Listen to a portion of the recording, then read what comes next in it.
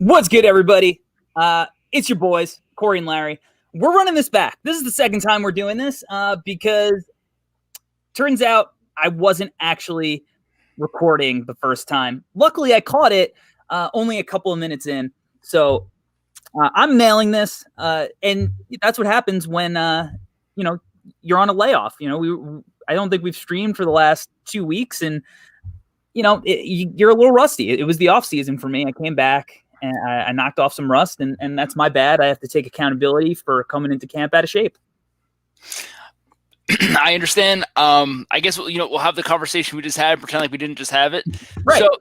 So Christmas. So Christmas this year, I did the same thing I do every year, which is say I'm I'm doing nothing. I'm sitting here, I'm watching the games all day. Leave me alone. I don't want to do anything. And then begrudgingly, somehow I'm at some family member's house, not watching as much basketball as I would like. This year was different for me. Were you hosting? I was hosting this year. My fiance was hosting. She did an excellent job. The food was tremendous. She worked really hard. Very proud of her, especially how stressed she was at work. So good job by her. But I actually got to sneak in some basketball among family time. So it was actually pretty ideal for me. I got to sneak in a little bit more basketball than I usually do when I celebrate it with my parents. But it was a good time for me, and except for some of the jerseys that were worn that day, I was all about it. And we'll get to that later. So you don't worry about that. The first question I have for you, and we touched on it a little bit when I cut your hair earlier. Nice. Is there an echo in here? Is Julius Randle the best player in the NBA now? I think he might be an MVP candidate, the early front runner. No, I mean, the Knicks itself, it's shocking they're 2-2. They should be 4-0. No, I think this team in general, it's a lot of fun to see what he's doing. I mean, the talent's always been there. That was never in question for Julius Randle, in my opinion. We know what he could do. He's the Kevin Love and the Timberwolves of kind of what he's doing for the Knicks right now. He's just getting buckets. We know he could do that. He can get boards. We know he can do that. He's passing more than we thought, but he still can't defend anybody. But in general, he's doing everything that we need out of him right now, which is exactly what we want. Because again, we need to pump his value. That is the point of this. We pump his value to try to trade him for anything we possibly can. The Marcus Morris situation worked out so perfect last year by us being able to just pump his value, traded him for a draft pick that turned out to be quickly. Yeah, and that's the big thing is Knicks fans can't be disillusioned that this Julius Randle is all of a sudden going to put it together, and now he's a top 5 to 10 player in the NBA. Like, his stats say that he is. I mean, even with him doing such an excellent job distributing last night, he still had 9 turnovers or something like that. I mean, it's 4 games. I mean, we can't mortgage the future for 4 games here. It's 4 games over. I mean, how many years has he been in the league? 6. So I mean, it's in general, realistically, it's fun. It's exciting. This is exactly what we want, especially since Obi's not playing. We got to pump his value as much as we possibly can to trade it for the best deal that we could possibly get out of it. If he was contracted to us for a long period of time, it can make sense that, really like it, like what we're seeing and really buy into it. But it makes no sense, and it doesn't fit the timeline of our team if he is actually this good. We have to trade him for whatever assets we could possibly get back. I agree. Like you mentioned, you ended up with Emmanuel Quickly last year, who, I mean, he looked terrific in the preseason. Everybody liked him. I thought it was a great pick on draft night. He seemingly in a really good situation in New York. Loved the Obi pick. Knicks did a great job. And this is what I'm saying with Knicks fans not being able to get disillusioned. You got some players or some people who are already saying, he's untradeable, averaging triple-double. Why trade him? This is nuts. Stay with the team. Keep for a long time. Mr. Cool, our guy, sell high. I want a lottery pick. I don't think Mr. Cool is our guy. I don't think you'll get a lottery pick, but you got to keep it in check. On Randall's worst year, he's 20 and 10 contributor. Like, he's not a 20 and 10 guy in his worst year. He's just not. And whatever you can get out of him, like, look, I don't think you should force a trade if it's not there. If teams aren't offering up what is needed to be offered up to get the most out of him, I don't think you need to just give him away. And if the Knicks are in the midst of a playoff run and he's a big reason, okay, I buy it. Maybe you go for the playoffs. It's been a while. I could see that. But if there's an opportunity for the Knicks to actually make something of this Julius Randle thing, when a week ago, all any Knick fan wanted to do was get rid of him. Yeah, a week ago, we're like, we cannot play him. We have to play Obi. That was everybody in a week ago. That's not how it works. We got to build this guy's value up to be able to trade him for anything. We kind of talked earlier today about a different guy, but, this is the kind of trade that we should probably do. Something along the lines of, Julius Randle, because his salary is tradable. It being a $20 million or whatever it is, somewhere around there, makes it a piece to trade for something else. So let's just say, Randle for Wiggins and Minnesota first, or something like that, or in that general. Golden State would never do that, but I'm just saying some package, some deal like that, where someone goes down, a team that's contending can talk themselves into Julius Randle. Again, it just happened last year with Marcus Morris. Yeah, I mean, we've seen Leon Rose. He's crafty. He understands it. I mean, that dude literally on draft night just straight up did work. Like he was flipping. He ended up getting 2 better picks in a situation where he started out with 2 worse picks. So I mean, like a team like Toronto would probably love Julius Randle. Like it's just different teams that it could possibly make sense for. It doesn't make sense on our bad Knicks team or to be on another bad team. But if there's a team out there that's contending, they can talk themselves into some front court help. It can make some sense. Yeah. Speaking of Toronto, what are the teams that have been surprising? In either a good or a bad way. Is it surprising? I mean, I feel we were not that high on Toronto coming into the season, if I remember correctly. No, one last thing in the Knicks, I'll get to Toronto. Okay. Knicks in general, Knicks fans, the only thing that matters is RJ Barrett right now. You just want to see production from RJ Barrett. If we want RJ Barrett to be good, we need him to be good. If he sucks, we're starting all over. That's the unfortunate truth. So, we need development out of RJ Barrett to see what Thibodeau does. Everything I've seen so far, I love it. Could it be better? Of course. Could it be worse? Absolutely. The Raptors. So, yeah, I mean, what I kind of talked about was at the beginning of the year was this just seems like the hell season, just a nightmare season where what motivation do they really have to go out and go crazy for a title? Van Vliet got paid. Lowry's old and got paid. In general, this team just won a championship 2 years ago. They have a weird ass hell. They're playing in Tampa. Is that what we figured out? They're playing in the Lightning Arena. So, it's just a weird situation for them. Unfortunately, they're still kind of in a bubble. So, that's just going to be a nightmare from hell season set up from the beginning for them. And their front court sucks. Yeah, all of a sudden their depth is not great. I mean, your boys on your fantasy team are our guy Boucher. Yeah. So I actually like him. I think he's pretty good. And obviously, I don't think Toronto's an 0-3 level team. Like they'll figure it out. Especially, Kyle Lowry.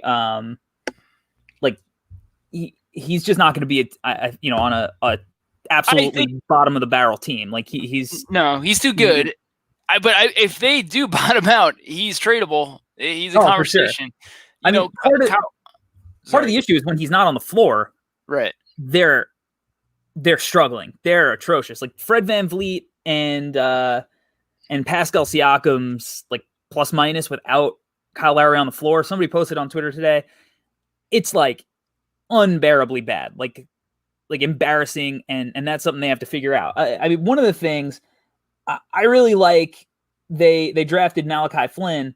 And I know, you can't really rely on rookies. He's played a minute so far in the regular season, but that dude was balling out in the preseason. I understand the preseason is a different season than the regular season, so you can't get too high, too low on performance. But when you're just talking about like Toronto struggling with depth, I mean, he's a guy like you're 0-3. You might as well see if he can actually help your depth out. It's not like you're working, whatever you're doing is working. So I mean, it's too early now. I don't want it. Just can't feel like a throw in the towel move, which I don't think that is. But no, I mean, I think at the end of the day, this team, as well as I did, thought my old man player comp of Pascal Siakam would, take that next level up, and it really hasn't. I mean, I know since the bubble, he's had some horrible things and everything like that dealing with, but in general, he just hasn't taken his game to the next level. He's not playing like the star they need him to be, and that's really what's holding the team back. Yeah, for sure. Are there any other teams that have shocked you at all? I mean, yeah, I mean, I think for sure in general, I think the biggest shocker in my opinion is we were both pretty high on the Wizards, and they just don't look yeah, good. no, they don't look good at all. They're 0-4. Yeah, they're So 0-4. We thought that Russ would be able to just carry this team to wins, and that hasn't been the case. And what's odd is that, like, it's not like he's even playing that bad. It's not that Bradley Beal's playing that bad. They just might not have enough, and we might have been too high on the rest of the team. yeah, at the end of the day, they just can't get stops at all. No, Like, and that's an issue. And their offense is, look, you bring in a new guy like Russ, it's your offense isn't going to click immediately. In OKC, he was the cog, he was the engine, so you can just straight up let him cook, and whoever comes in has to adjust. He's kind of got to adjust to the situation, Bradley Beal and the rest of the team. I don't think they're in a spot where they can't crawl out of, but no. I mean, Scotty Brooks is a good coach. He's not a bad coach. So I think in general they'll figure out a way to produce. The East. The East is open. So I mean, there's a lot of wins out there for them to just got to go get. Yeah, I agree. And one of the things that we were high on with them was they're the type of team that is not going to kick in the towel. Like, they're going to every night with Russ just play as hard as they can on a nightly basis, and they're going to end up beating up on some bad teams. Now, some of those teams like Chicago, who they've lost to, who is a very bad team, unfortunately for me, they have to win those games. But for some reason, Zach LaVine has a weird, I think it's just him. I don't think Bradley Beal's involved in it, but I think Zach LaVine has some kind of thing vendetta he takes personally, that he wants to prove that he's on Bradley Beal's level. And in doing that, he usually performs really well. So maybe I was a fluke for Washington or Chicago or both. I don't know. Get Zach LaVine out of there, please. I don't even love Zach LaVine's game, but someone's got to save that dude. So I mean, in general, another shocking situation would be the Magic. So in general, we were both low on the Magic. We both said I felt they didn't get any better at all. I guess we both didn't account for Fultz just being better. In general, what would shock you more? The Magic missing the 6th seed or the Wizards missing the 6th seed? At this point of the season, I mean, you mean getting the 6th seed, or who's going to wind up higher seeding? How about that? I mean, it's still so early. It's still, the Wizards can still crawl out, but Vucevic is awesome. Vucevic is awesome. This has been a secret for a long time. He has always been awesome. He's never not been good. I mean, think about, he was a piece in the Dwight Howard trade. I know, it's crazy. He's been there for a long time. The Magic won that trade. They got to trade Aaron Gordon, man. I want to see him in another team just do anything. It sucks, but it's just not working out to, they don't need him. They need either a scorer or a better wing defender, a 3D guy or something like that. Aaron Gordon's not the guy. Well, so here, I agree with you typically that it seems like they need to move on from Aaron Gordon, but I think this year it kind of works because Isaac's out. Isaac's out. So there's no rush for them to do it, especially if they're playing well. And, maybe he figures it out. Maybe it's the kind of situation, Julius Randle, where they can really pump his value up and get something substantial for him. Well, they got to do that because I feel like, Aaron Gordon kind of reminds me of like Kenneth Faried. Like, I feel like there was a period there where Kenneth Faried's value was so high, like, oh God, you need this guy in the team, and then all of a sudden you just couldn't move him for anything. Yeah, I mean, it was like overnight. Aaron Gordon is I don't think he's going to fall in because he's a little bit more versatile defensively. Oh, he's definitely better. He's way better defensively. But I see what you're saying, because everybody loved Kenneth Faried, and then out of nowhere, everybody hated Kenneth Faried. It's like Aaron Gordon, right? So like Aaron Gordon's value has been high for years, and it turned into nothing. So it's like you got to capitalize on it either for your own team or turn it into an asset, because before you know it, that asset can just be nothing. Yeah, it can. in this case, I think it's a good thing for them that they don't have to rush it. I think they can take their time and let Markelle Fultz ball out. And I'm glad I bought some PSA 10 Markelle Fultzes on the cheap. I haven't looked. I'm sure their value rose. So hopefully he keeps going up so I can make some money out of this whole thing. All right, well, good luck to you on that. Last two things I got on the East for you is the Hawks and the Cavs. I mean, the Hawks, again, I've been riding this pretty high from the beginning. I really do love the composition of the team. Been all in on the Hawks. The Cavs I didn't see come. I didn't see Sexland coming. No, I didn't see the Hawks coming or the Cavs coming either. I was also high on the Hawks. And Gallo hasn't even played every game. Right. They're just so deep they could afford it. Okongwu hasn't played at all. Capella just came back. Like they're just I mean the Trae Young. I still don't like Trae, but I really love the team. Hate watching him.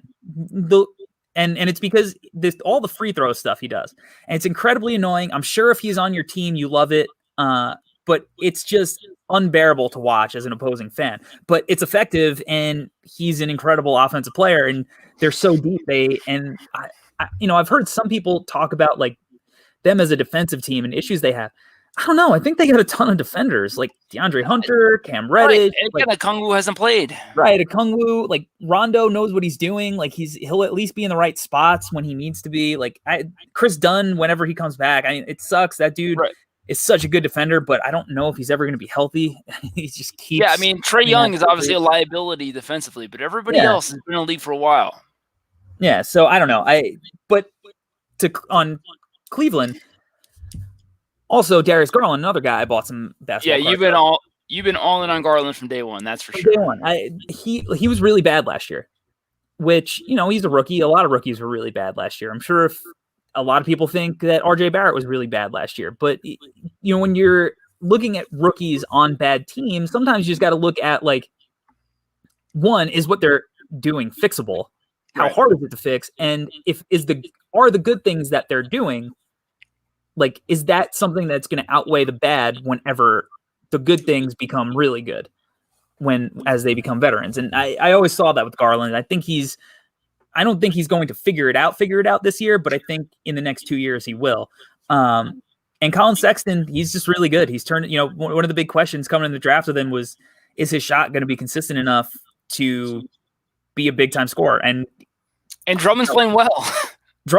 He's playing like a beast, man. Again, we laugh at this Cavs team, but they really, if these guards are good, they drafted well on this team. It's a lot of fun. They should be excited over there in Cleveland to actually be able to build something like that again. Yeah, and Isaac Okoro hasn't really even been playing. He played 2 games, struggled in the second game, played really good in the first game. I wasn't a big fan of taking him in the top 5 in the draft, but he might be the kind of guy that, works really well next to Garland and Sexton long term. So he looked good in the preseason, looked good in the regular season so far. Larry Nance been playing great. I love Sexland. It seems it's a lot of fun. They got a fun team. Personality. They got a fun team. You look at their roster and you're like, their roster's not that bad. Yeah, we haven't even mentioned Kevin Love yet. Right. And like JaVale McGee's only been playing for good teams over the last few years. So it's not like he's the Shaqtin' a Fool joke necessarily that everybody thinks he is. Definitely not. He tried really hard to get away from that, and he's done an incredible job doing it. Yeah. So good on the Cavs. I like their the rock and roll themed city jerseys, the Rock and Roll Hall of Fame. I like those. Those are way better than a lot of the other jerseys. It's great. It's great. They're doing a good job creating a new personality that isn't, the team that LeBron left. Yeah, because that's the biggest thing, right? Like that's what they always struggled with. Even for 15 years, even when he was there, like for 15 years, he's just LeBron's, side chick. Right. And look, they're not out of the water. They're 3-1. We're too early in the season. They could very well be a lottery team this year. Yeah, and more than likely probably will be. Right. One of the West teams that we're shocked about. Yeah. The Kings.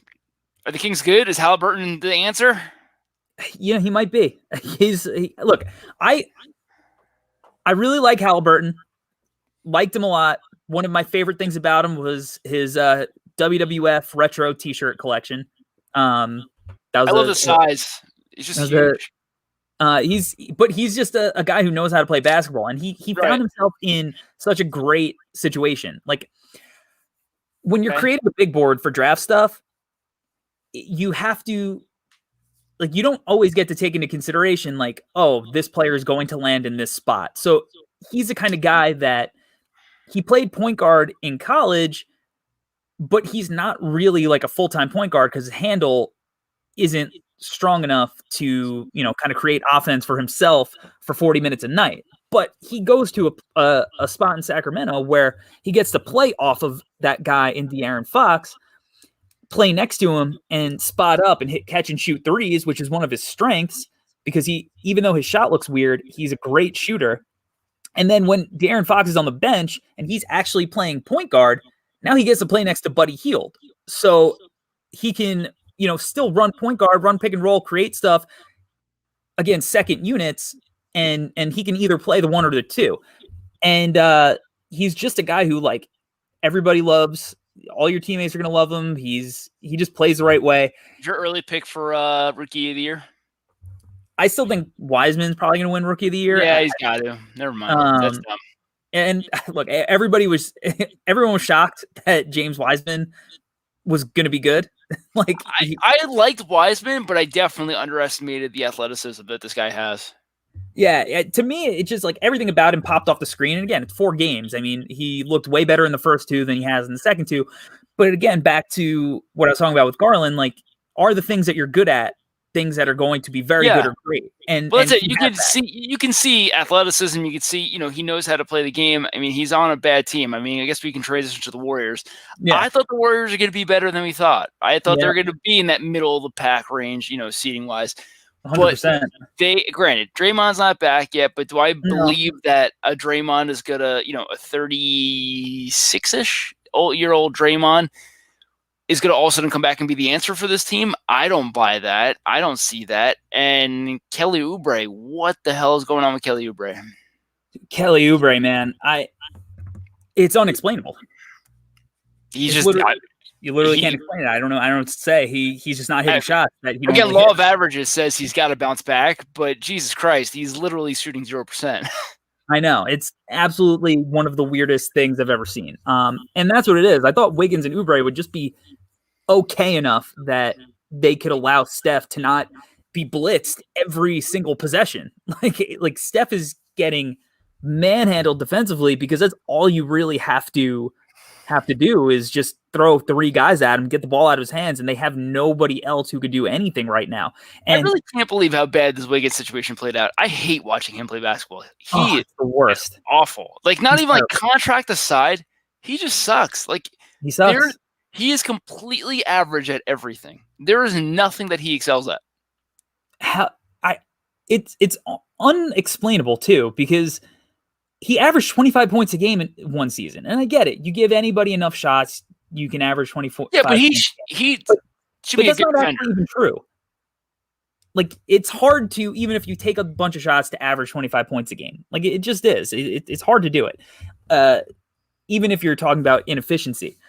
But you figure, like, now he's in a situation, no pressure, bad team. All I got to do is hit wide open shots because everybody's focusing on Steph. And he just can't do it. And it just seems like he doesn't care. And maybe when you're making $30 million a year, you don't have to. I don't know. I mean, this team in general, it's rough right now. I mean, for the Dubs, I don't feel bad. They have one of the greatest teams of all time that they were able to watch for years. But I do feel bad for Steph. Do love Steph, love his game, love everything about that. So it's a shame that I don't even know what move they can make. Well, we talked about it earlier. You mentioned it. We were talking about Julius Randle. Like, I think my guy Will Gottlieb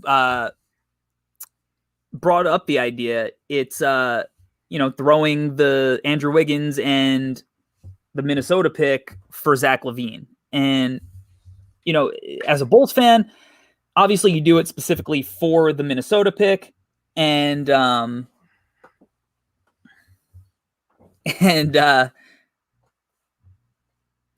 I forgot what I was going to say. No, you do it for the Minnesota pick. You don't do it it's the same trade that I was talking about Julius Randle before, except for Julius Randle, it's going for Zach LaVine, which I really do like the trade. Julius Randle doesn't make sense on that team, but Zach LaVine does. Yeah. So you make that trade, Wiggins and the first for Zach LaVine. I think that's kind of a win-win on both sides. I mean, the Bulls need all the assets they can get. Zach LaVine doesn't make sense for the timeline of the Bulls right now. No. LaVine is just a knockdown shooter, and with Steph, creating space for him, I love it. I really love it. I really think it makes a ton of sense, and I think that's a good core to really continue. Wiseman looks like he's ready to play now. You still got Draymond coming back. You're still gonna have Oubre for whatever that means. I really do like it. Warriors are in trouble right now though. The Nuggets 1-3. You concerned? No, I'm not. But here's I guess let's transition to this too. One of the things you wanted to talk about was Jokic's MVP. He's not if they're 1-3. No. Here's what I'm concerned about with Denver. One, Jamal Murray, his elbow, I don't know how bad it is. He's got a contusion, missed a game, whatever. Two, he struggled early. And is he Jamal Murray that we know and love from the bubble, or is he Jamal Murray from the regular season? Because those are two different players.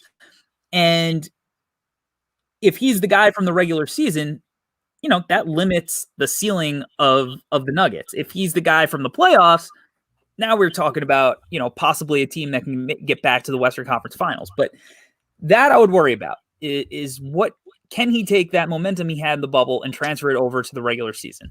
That's the story of Jamal Murray. I mean, that was why the bubble stuff that he did was so shocking, is that for some reason he can't consistently keep this effort or keep this, the buckets going. Michael Porter Jr. has been everything that they wanted him to be so far right now. He's playing incredible basketball, averaging almost 20 points. I would love to see his assist up a little bit more, but doing everything he possibly can, to play well in the team. Jokic is ridiculous. I mean, he's insane. It's insane. It doesn't make any sense. But he's insane. But again, the team's 1-3. So I really think, I'm curious to see what Jamal Murray you're going to get. And unfortunately, that's a scary place to live. Yeah, for sure. One of the other teams that's it's shocking and not shocking. San Antonio looks good. Yeah, San Antonio's fun. I really do like San Antonio. Patty Mills, man, just keeps going. DeMar DeRozan, I've always liked his game. I've always been a fan, and I know he's really good. I know analytics people hate him. I love DeMar DeRozan. Always been a fan. Bummed the Knicks didn't take him in the Steph draft. Like, I really do enjoy DeMar DeRozan. He's just a really good NBA player. Like, there's not really anything else to say about it. Like, he's a guy to me, like, he's averaging 9 assists a game right now. Small sample size, whatever. But you look at the last 3 years before that, 5.6, 6.2, 5.2. Like, he's a guy, he can create a little bit. He rebounds. He can go get you a bucket when you need one at the end of a game. I don't know if San Antonio starts struggling for any reason and they start putting DeMar on the block, and I'm a bad team, I'm trying to go get him. Like, if I'm the Warriors, I'm trying to go get him. I don't know if they would have anything to offer. Bring him back to Toronto, man. Yeah, like, seriously, at this point, right? I mean, Toronto can use that help, and they need it. They do. But yeah, I think they're fun, and they have, I think, probably the best city jersey out of all 30 teams with the Fiesta color. So that's a fun wrinkle. I hope they wear that literally half of the season. The Suns are winning. They're playing good basketball without Devin Booker going off.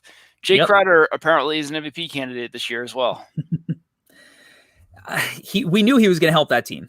Yeah, we said it. We're all in on that. I love Jay Crowder. He helps teams win games. That's what he does. So, for this team be playing as well as they are without Devin Booker playing out of his mind, that's a key to success. Because again, law of averages says that Devin Booker is going to have a stretch where he goes off.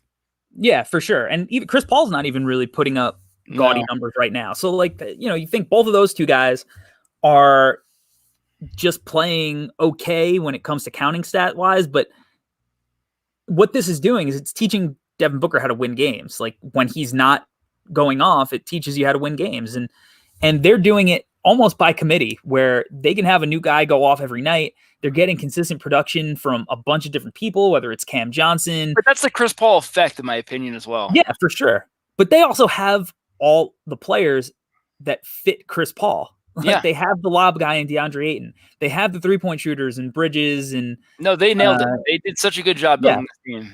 And when it comes down to it, Booker's a guy who's going to go and get buckets. So it's not even like one of these teams that just has so much depth that they can throw at you, that they wear you out, and each player is good. So they can kind of like, they have that, but then they also have the guy that can go and get 40, 50, 60 points.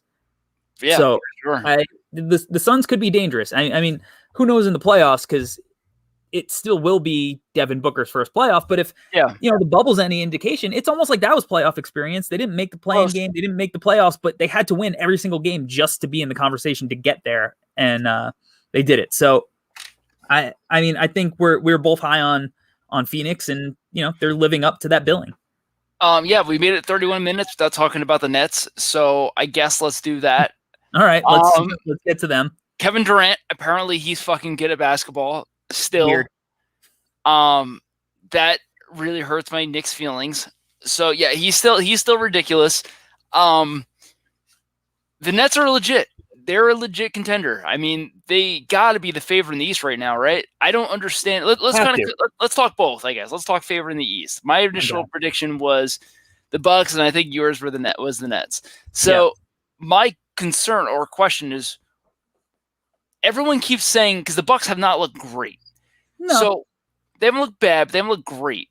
Worried.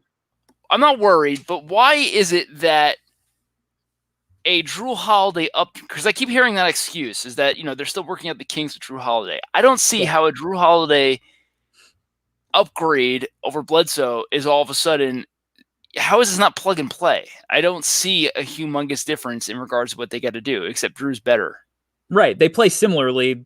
Drew's just a better player. It's not like they changed the offense. It's not like they changed. So I don't understand. This isn't the 2012 Heat or whatever the first year was, where they all you could see them trying to figure it out on the fly. This is a Drew Holiday plug and play. So I'm a little concerned in that regard for the Bucks. But the Nets, they look ridiculous. The rest, they're going to have rest losses. That's 100% what's going to happen. I hate Kyrie, but Kyrie looks incredible. Yep. So now it comes down to, I guess we'll transition to two different things based off of that. First, Spencer Dinwiddie going down is huge for them. That's a humongous loss in the way they play the game and everything like that. So are you moving Karis LeVert to the starting lineup? What are you doing there?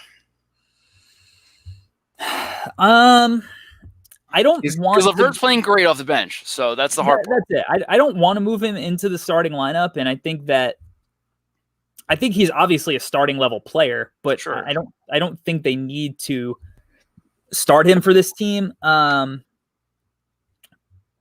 probably go with maybe Shannon. I know maybe that you think that hurts their defense or whatever, but it's just like a guy who doesn't need the ball and is going to hit open shots.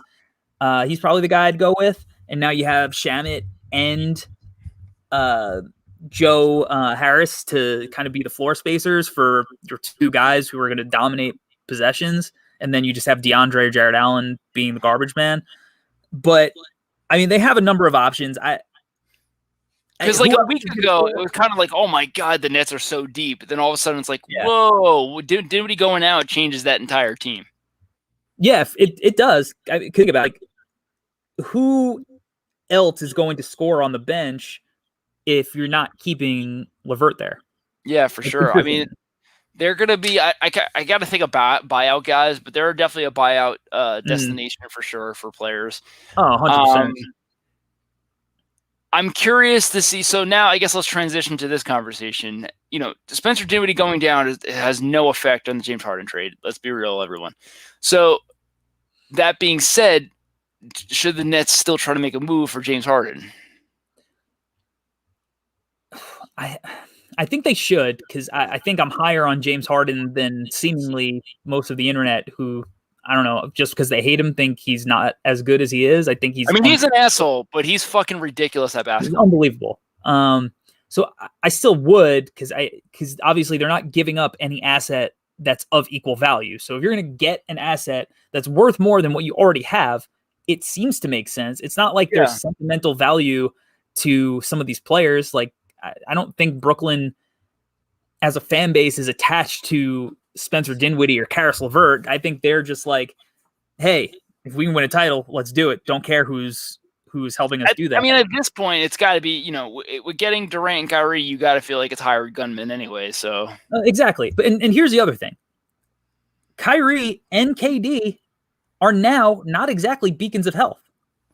No, KD had one of the most devastating injuries an NBA player could have, which actually seems like medicine is starting to catch up. It seems like it's not.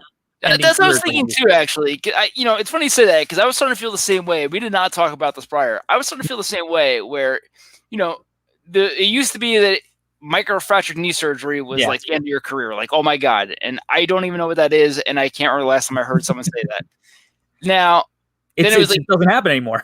Right. And then ACL, it's like, oh God, that guy might not ever return back to it. And it seems like anyone who's ever had it has turned out to be the same. Right. Except Derrick Rose. So I think everybody else has turned out to be the same player or better. It really hasn't affected them too much.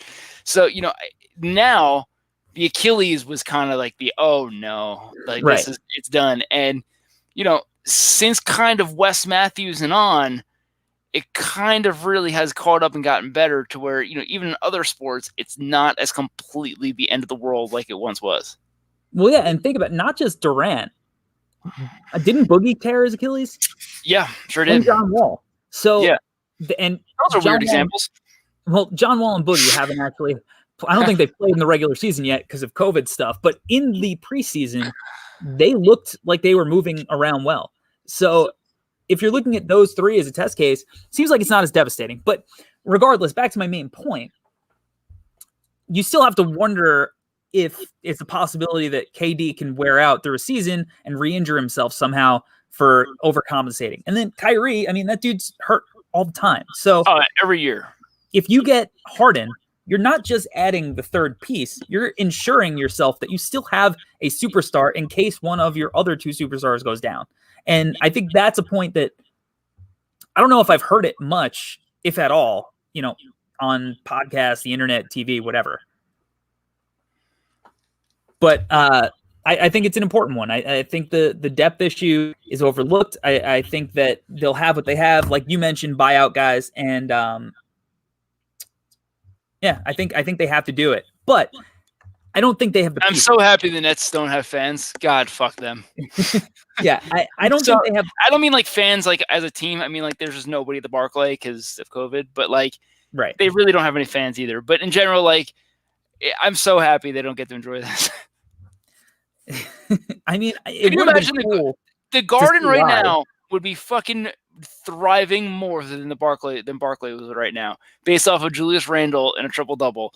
This team would be fucking going crazy. It would, but I do have to say, we went to the first playoff game ever at the Barclay because I made you come with me because the Bulls were playing the One Nets. of the worst things I've ever seen. It was horrible. The Bulls ended up winning the series with heroics from Nate Robinson, Kirk Heinrich, and Joakim Noah, but that's a podcast for another day. They did not win that game. They didn't win the first game. It was a blowout. They weren't within 10 points, I think, from the first 5 minutes of the game for the rest of the way. The entire way they were down.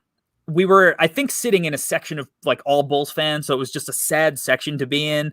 It was horrible. But it was even worse because that was the game where Bulls fans kind of talked themselves into Derrick Rose is going to make a surprise return in the playoffs. Because that literally never happened once in the history of the NBA where nobody, no media, nobody had a clue that this secret's out. But Bulls fans talked themselves into it at that time. That C-Red, Bulls are coming, Derrick Rose is coming, this is going to be the best. They're even going to see what's coming. Little did that not happen. It was basically a fucking scramble of losing between 23 and 17 points for fucking 40 minutes. Please, for the love of God, kill me. We all grew up on WWF, WWE wrestling. We thought he was going to come running down through the tunnel, enter the ring with a chair. Yeah. music, Stone Cold stun some rock bottom some people. It never happened. But that's never happened. You guys thought that like he would come out and just choke slam CJ Watson, and all of a sudden he's the starter. He deserved some choke slams at some point. I think Nate I think wasn't he on the Nets at that point, and Nate actually did choke slam him at some point. I think that's how like Game 4 went. It doesn't matter. But the Barclays Center was really intense because I remember we went into it thinking that like playoff game. We've been to some Nets games before. The crowd's not really lively. It's more just like, hey, we're there to see the other team. But when it came to the playoffs, those Brooklyn chants were legit. The Brooklyn, like, as a Bulls fan losing by a ton of points, I didn't feel good hearing those chants. So I guess I too am happy that they don't get to enjoy it, but I would have liked to actually go to some games this year and see that Nets team instead of some of the Nets teams that, you know, we've seen in the past since such a short train ride. But that's life. That's life. So what else you got? I know you want to talk about some jerseys. Well, I still want to deal with the Harden thing and the Nets thing for a second and bring it around to somebody else, some other teams. Do the Nets being awesome, and now that we see it and it's not a concept anymore, did the Nets just being a team that went out, dominated the Celtics, are those other teams that were thinking about Harden, putting him in the back burner, are they now like, oh shit, maybe we actually have to pull the trigger because the Nets are great and we didn't see this coming. So one, we don't want the Nets to get them, but two, we might need somebody like that because our team might just not be good enough to deal with this team. I think the team we're really talking about in that regard is kind of I think it's our secret team that we both kind of said it was the Celtics because the Celtics look shaky. So the Celtics looking kind of shaky, you know, it's the perfect situation to take a shot here. And we kept saying that the Celtics keep not taking the shot, keep not putting all their chips in. So I think, that would be the secret team to do that is just put their chips in, take a shot, go get Harden. But, kind of the problem at the same time since we last spoke is that Harden has also upped his douchiness probably a couple more levels. So it's like, let alone does he, he's an incredible player. He's instant playoffs. He's just he's got to be the most talented scorer in the league, I guess, besides Durant. So it's absolutely nuts at what he can do. But he's such a dick and looks like such a douche and doesn't give a shit. Like, I get it, man. You're one of the best players in the league. You have a ton of cash. I get it. You don't have a ring. Your playoff records are fucking atrocious, and you look like a fucking dick. Like, why root for this dude? So it's like I can see Danny Ainge kind of taking that approach too. So I don't know. I know Danny Ainge has, he's heartless. He doesn't care, and he'll figure out what he's got to do best for his team. But at the end of the day, like, I don't see what other team it could possibly be besides for the Celtics, unless he's trying to start saying maybe like Blazers or something. But I don't see it there either.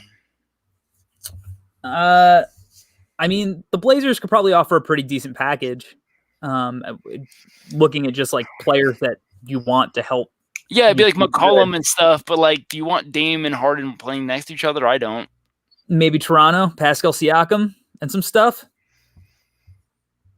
Made the Kawhi move for a year. You try to do the work with Harden for 2 years? If Toronto can do it, fuck yeah, do it. I mean, that team's just got to throw shit against the wall anyway at this point because they look like shit. I mean, you trade Siakam, and I don't know. You're going to need like a shitload of draft picks to make that trade. And by doing that, is that team, they're better, but like, are they a threat? So it's kind of, it's not as seamless as the Kawhi trade where Kawhi, they made that trade knowing that they're going to be a title contender. I'm not sure what Toronto can do to make a trade like that would make them a title contender. Yeah, I guess you hope that Lowry's got one last run. OG, well, Lowry, and it's not like Lowry. It's the Kawhi was just seamless plug and play.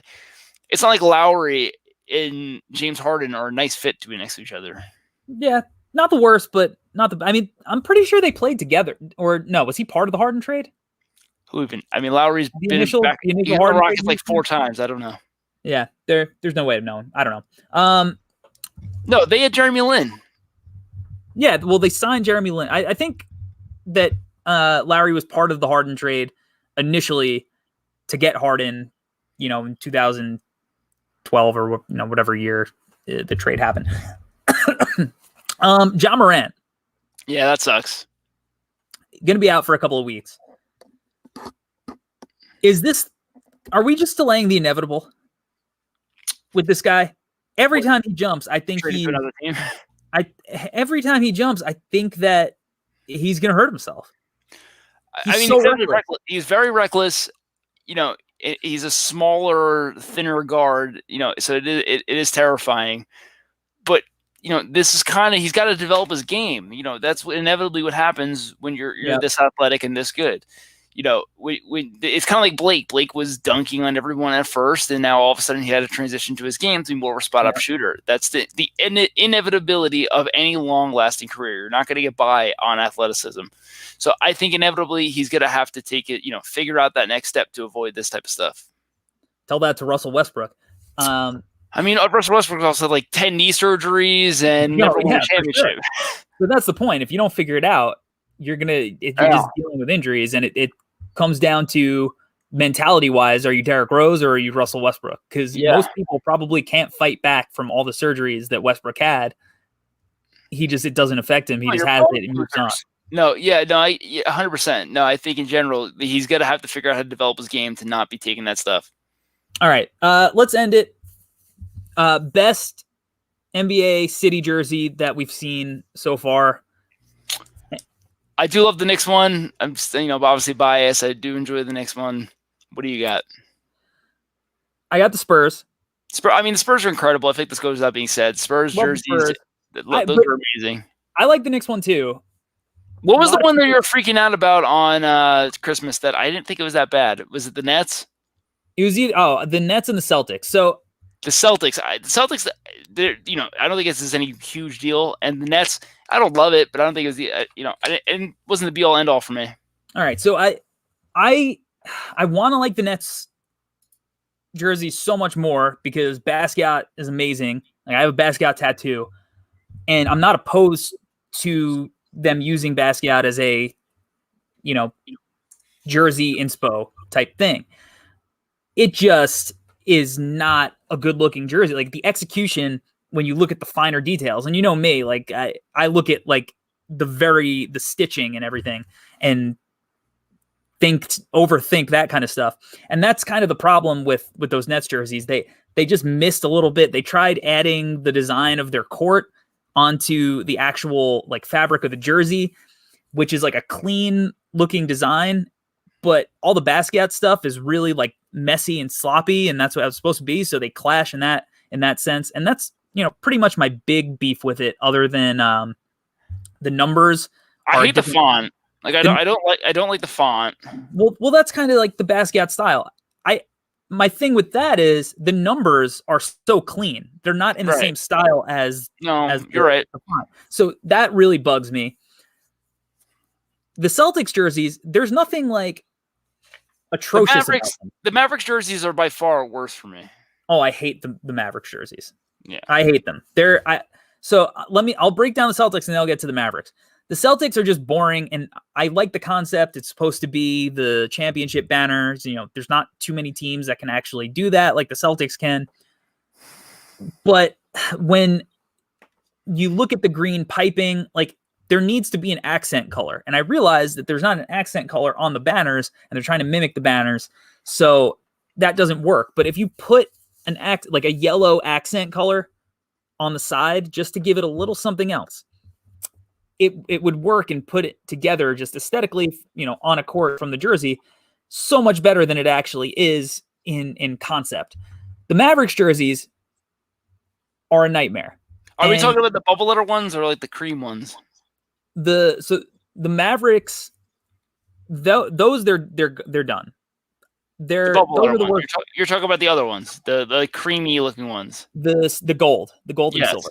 Correct. Yeah. Yeah. So those are supposed to be a like Luka childhood jersey inspiration, which I get. Like make Luka happy, pay homage to, your superstar that you hope is playing for you for 20 years. But they're atrocious. I typically am always against gold and silver together. They just don't work. The color combination, I hate it. I can't believe that somebody okayed it. But again, I get it. It's a Luka inspiration thing. But there are a lot of teams that didn't try to go like absolutely crazy, and they nailed it. I think the Knicks, everybody hates it, but it does have a really New York City feel. I would fix a couple of things. I like it. Rotate it. You rotate the colors 15 degrees so it doesn't read like, I think it reads like City Sleeps, New York, Knicks Never. Like, it reads like weird because of how the colors are. But again, this is how my mind works, and most people just read it normally. I like the Knicks ones. I don't think they're perfect, but I do enjoy it. How about this? I'm just stoked overall that these are the jerseys that they're testing and trying. I texted the other day the short sleeve jerseys. I'm happy that era is gone. I absolutely hated the nicknames in the back of the jerseys. I think it's this is way more fun that they're doing experimenting with this every year to try to make some merch money. How about the Suns? The Suns jersey? Yeah, phenomenal. So I love it, but I hate like the pixelation looking of it. Yeah, so that was my one gripe with it. I want it to be smoother. I can't tell. So I can't tell if it's trying to be like a sound bar like idea, if that's the goal. But if that's the goal, it looks it's still too pixelated for me. It looks like they're trying to go like an 8-bit thing, which is weird. But yeah, I love the colors. Love it. The colors are amazing. The idea behind it, the valley, the sunset, love it. But I agree with you. The pixelation, never really understood why they did that. At the end of the day, I think they can keep these, just rework their regular home and away jersey, and go back with the 90s. Right. Like, just iconic. Just bring them back. Just, you can update them, make them more fitted, fix whatever you have to do to make Nike have it work. But at the end of the day, that's what I think all Suns fans want. As I like the Orlando ones. The Orlando ones I like too. I mean, it's not what you want, but I like them. Yeah, they're getting closer. It's pinstripe. There's pinstripes on them. There's pinstripe. Their regular jerseys have pinstripes too, but they're just not like whatever. Right. I don't want to get into another Orlando Magic jersey rant, but we haven't seen all of them yet. I think Memphis is really good. Memphis got a really good one. I like the Atlanta's Martin Luther King jerseys. I don't think they've worn those yet. But I like simple. I think it's really hard when you go out of your way to make something crazy, and it's hard to make it work. But there are a lot that I like, and there are a lot that I love, and then there's some that are just train wrecks. But the good thing is, those train wreck jerseys probably aren't going to sell that well, and Nike, they're not going to double up on it in the next year. So I don't know. That's my jersey stuff. Unless you got anything else to add to that. No, I think it's good. I think it's really fun. Really enjoying the season so far. I look forward to doing this more. All right. And we will. So I think that's going to do it, unless you have any final thoughts. No final thoughts. Let's go Knicks. Let's just continue to build. We can't wait for the rookies to come back. All right. And with that, we are out of here. Thanks for tuning in, guys. Peace.